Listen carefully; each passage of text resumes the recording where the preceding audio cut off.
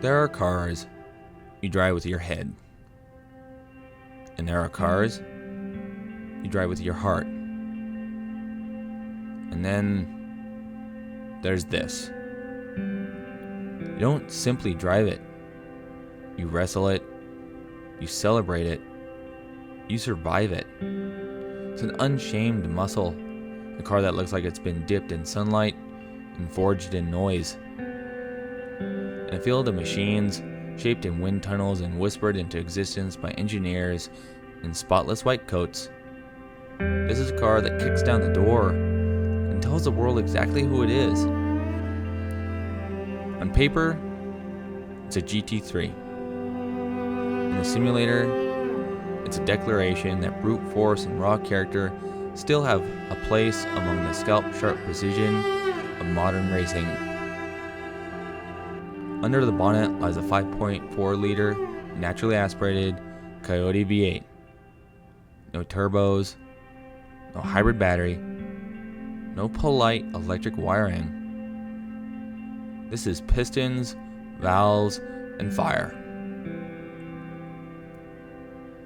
It's rendered with surgical detail, the torque swelling behind you like a wave about to break, the chassis trembling as you brake from speed, the exhaust note climbing into the roar that feels like it's tearing the sky open. Every throttle press is a promise. Every downshift is a warning. At first it feels heavy, a front end with the presence of a cathedral door, the sort of entry understeer that makes you think twice about braking late. But then you roll on the power. The whole personality shifts. The rear wakes, the car pivots, and suddenly, it's no longer dragging you through the corner. It's hurling you out of it. And when it lands just right, when it takes the curbs in stride and surges down the next straight, it feels like driving and more like charging into battle. Out of the box, it's quick. Very quick. But it's also wild. And wild doesn't win long races. That's where setups become the difference between chaos and mastery. Soften the front to coax you into corners, stiffen the rear to sharpen its bite on exit. Adjust the anti-roll bars to suit the track's character, stiff for the long sweeps of Silverstone, looser for the stop-start brutality of Monza. Even then, it will never be tame, but it will be yours. And that's when the lap times fall. There's loud, and then there's this. This isn't a noise, it's a signature. A deep, resounding growl that thickens into a metallic howl as you climb the revs. In a grid of 20 GT3s, you could pick it out instantly.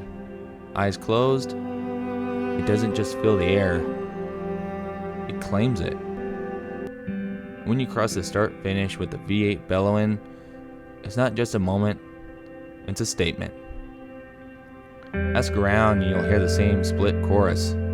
Some say it's a revelation.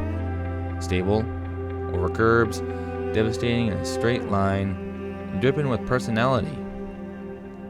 Others say it's unpredictable, moody, and unforgiving.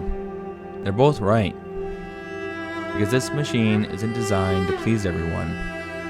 It's built for the ones who are willing to adapt, to fight for every tenth, to learn its rhythm until it becomes second nature. In sim racing, there are cars you choose to win, and then there are cars you choose because they make you feel something. This is the latter. It's fierce. It will test your patience and punish your mistakes. But when you get it right, when you flow through the track with the car under you like a living thing, there's nothing like it.